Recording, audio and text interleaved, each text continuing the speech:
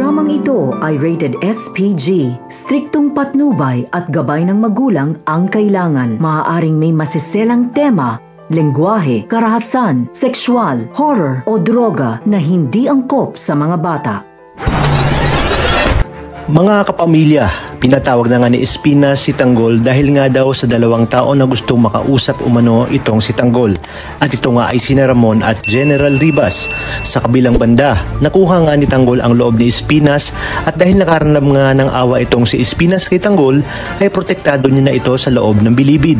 Samantala, hindi naman makapaniwala ang mga kaibigan ni Tanggol na sila Enteng dahil sa pagkamatay ni Mokang. Siya daw ang magtutulak kay Tanggol upang gumawa ng masama dahil desidido nga itong si Tanggol na tanggapin at gawin ang lahat ng ipag-uutos ni Espinas. Kahit na alam nitong masama ang ipinapagawa ni Espinas, ay handa siyang tanggapin upang makalabas-masok lang sa bilibid nang sa gayon umano ay mabalikan niya ang taong pumatay kay Mokang. Pinayuhan naman siya nila Enteng na hindi umano sila sang-ayon sa mga desisyon ni Tanggol dahil alam nilang mas ikakapahamak lang ito ni Tanggol.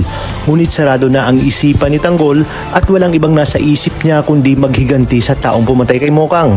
Kaya naman walang nagawa sila Enteng kundi ipagdasal na lamang ang kanilang kaibigan na si Tanggol na sana umano mabuksan ang isip ni Tanggol at tanggapin na wala na si Mokang nang sa gayon ay hindi ito lamunin ng kanyang galit. Maya-maya pa sa pag-uusap nga nila Tanggol at Enteng ay biglang dumating itong si Balatukan at tinawag si Tanggol at pinapunta ito sa opisina ni Espinas. Sa pagdating ni Tanggol sa opisina ni Espinas ay agad niyang sinabi kay Tanggol na may dalawa mo na siyang kaibigan na gustong kumausap kay Tanggol dahil may ipapagawa mo na ito sa kanya. Ngunit bigla kang nakaramdam ng takot itong si Tanggol na humarap sa sinasabing kaibigan ni Espinas. Depensa nga ni Tanggol kay Espinas na bilang isang hitman ay hindi umano siya pwedeng basta-basta na lamang haharap sa mga tao, lalo na't hindi niya ito kakilala. At para rin umano ito sa kanilang kaligtasan. Napaisip nga si Espinas sa mga sinabi ni Tanggol at may punto din umano ang kanyang mga sinasabi. Sa kabilang banda, napaisip nga si Olga sa biglaang pag-alis ni Ramon at agad niyang tinanong sa kanyang papa na si Don Julio kung saan pupunta itong si Ramon.